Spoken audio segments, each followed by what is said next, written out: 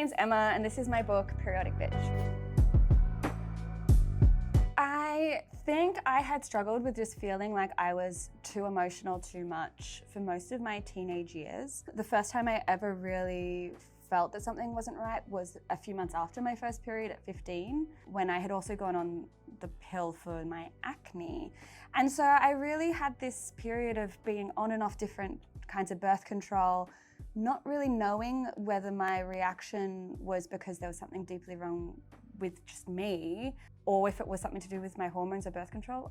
But to be honest, I'm not a fantastic patient. So I never really, also I was 15, I never really thought that it would be my hormone. It really wasn't until a random old male doctor just said, I think you have PMDD, that it kind of started to click, but obviously with quite a bit of skepticism as well, because how is this guy to know something about my body that I didn't know? That is where my quest to kind of understand what PMDD was and did I have it, that's where that quest really started.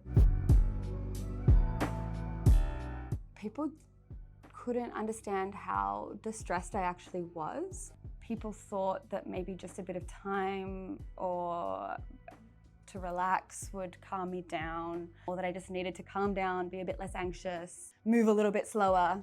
In reality, that wasn't gonna help. I mean, there are some really cool skills like being able to sit with discomfort that do help, but the reality was that I was just really struggling, and the treatment options that were available were not particularly good or helpful or conducive to being well. And so I wish that people had understood that I was trying and that I wasn't being lazy or selfish or all of those kind of nasty words that we have for people who aren't doing what we want them to do in that moment. I think at that time I was also really vulnerable, and so when people thought negative things about me and that I was just being too much, too dramatic, I really took that on. And I wish they had been a little bit more generous, because that would have allowed me at a time of crisis to be more generous with myself too. That drinking certain tea is going to make you better. I want to bust that myth. Oh my God, it's like if you eat green leaves during your luteal phase, and then you drink tea when you're ovulating, and then you avoid caffeine when you're follicular. Oh my God, like I have enough on my to-do list. Can I just chill out for a second? That's what I want to get rid of. Stop telling me to drink tea. It's just like, I feel like there's this narrative that if you can just be perfect, you won't be sick anymore. If you can just eat the right things, drink the right teas, avoid alcohol. If you just do everything right and you go for 10-kilometer runs every weekend, 5 on the weekdays, then you're not going to be unwell anymore. And obviously these things contribute to you being a happy, healthy person. But when you're actually just like deeply sick and unwell and you're struggling with menstrual issues, that's not accessible. Like you can't just get up and be perfect and do yoga every day. You're actually struggling and you're actually in crisis. And I think we need to stop pretending that we can just jump into perfection at a whim's notice and start treating these illnesses like they are, which is an illness. You're unwell, you need help. You need to be kind to yourself.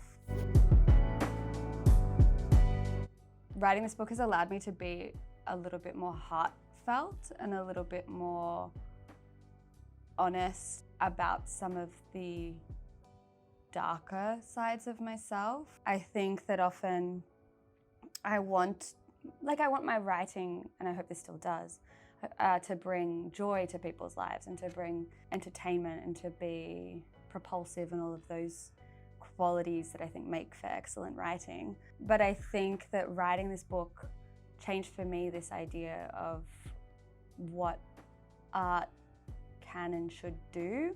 And I've been a lot more into really like art that has a lot of heart and that is really honest and that is standing up for I guess its own truth or something like that, than work that is necessarily only experimental without the heart. I think previously I was really enraptured with experimental and fun and playful writing. I mean, I still am. Really noticed through the process of writing this book that if there's not heart on the page as well, then something's missing, deeply missing.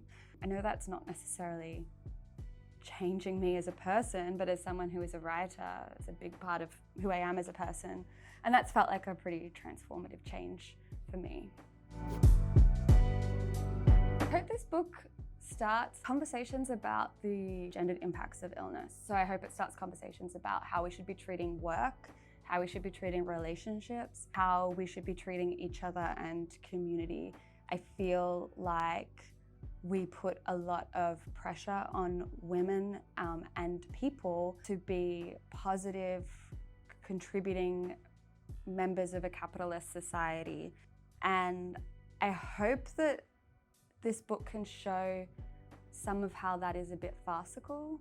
I hope that people can read it and see that what we believe to be true is actually constructed out of our culture, our ideas, the stories that we tell, the narratives that we hold. I hope that people will read it and start to question what kind of narratives they have been told, what are the cultural truths that they have bought into, which ones are helpful, and which ones are maybe time to change and write new stories about.